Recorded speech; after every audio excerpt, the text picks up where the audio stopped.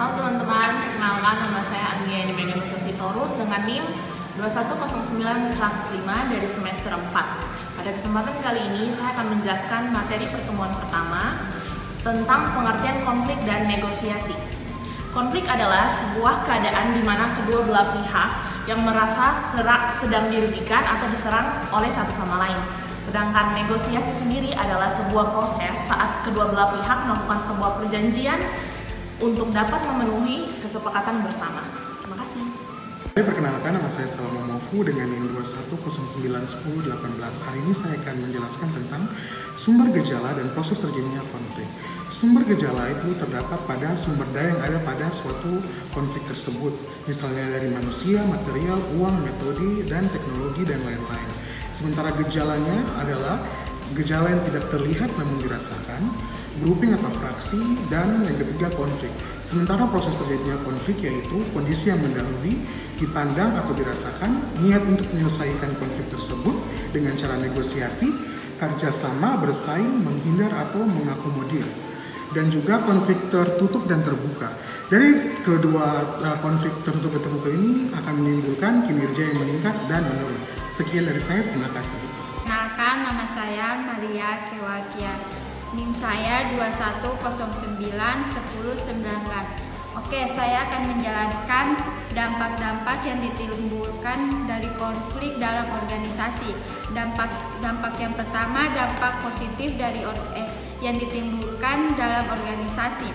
Yang pertama, organisasi yang pernah berkonflik memahami akan dampak yang diakibatkan oleh konflik yang dilakukan sehingga pengalaman masa lalu tersebut menjadi pembelajaran. Yang kedua, konflik yang muncul akibat ketidakpuasan atas perlakuan peraturan tentang upah gaji dan jenis kesejahteraan lainnya yang sebelumnya ditentang boleh jadi oleh pihak manajemen memperlakukan ditunda atau dibatalkan. Oke, dampak negatif dari konflik. Yang pertama, komunikasi organisasi menjadi terhambat. Yang kedua, kerjasama yang sudah ada dan akan terjalin antar individu dan organisasi menjadi terhambat. Dan yang ketiga, masing-masing pihak yang berkonflik akan saling mendendam dan memancing konflik tersebut terus-menerus. Sekian dari saya, terima kasih. Perkenalkan, nama saya Melanie Lucia Francinayer, NIM 2109108, Kampus Universitas Kristen Papua. Materi yang pertama yang saya akan membahas di sini tentang win-win solution.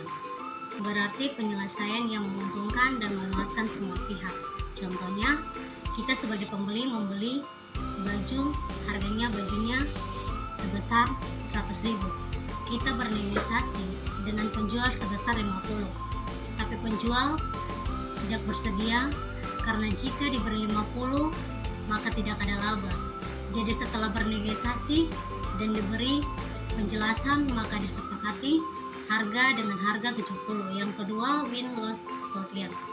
Strategi yang berjual untuk memperoleh kemenangan dengan keinginan untuk mengalahkan pihak lain yang menguntungkan dan merugikan pihak lain. Contohnya, seorang pedagang mengurangi harga jual ikan pada pelanggan dengan harapan pelanggan akan percaya, dan penjual ikan dengan sengaja atau tidak akan menginformasikan lain agar belanja di tempat penjual tersebut. Yang ketiga, loss-loss merupakan strategi yang merugikan kedua belah pihak, di mana keduanya merupakan pihak yang kalah karena perundingan cenderung tidak menggunakan pikiran yang sehat, hanya melampiaskan keamaraan dan emosi sehingga tidak akan dapat menyelesaikan masalah. Contohnya, ada dua bersaudara yang sedang berselisih siapa yang mendapatkan kue dan hasilnya kedua saudara tersebut tidak mendapatkan kue tersebut. Sekian dan terima kasih. Halo teman-teman, perkenalkan nama saya Irma Watori, NIM 210911011.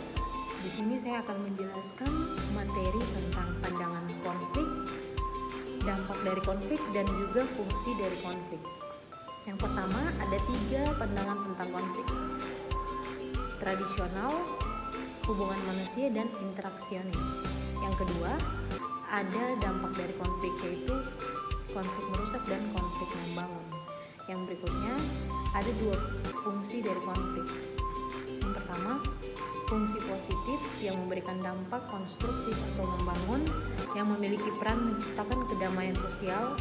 Dan yang kedua, fungsi negatif yang memberikan dampak destruktif atau perusakan, yang menimbulkan kekerasan.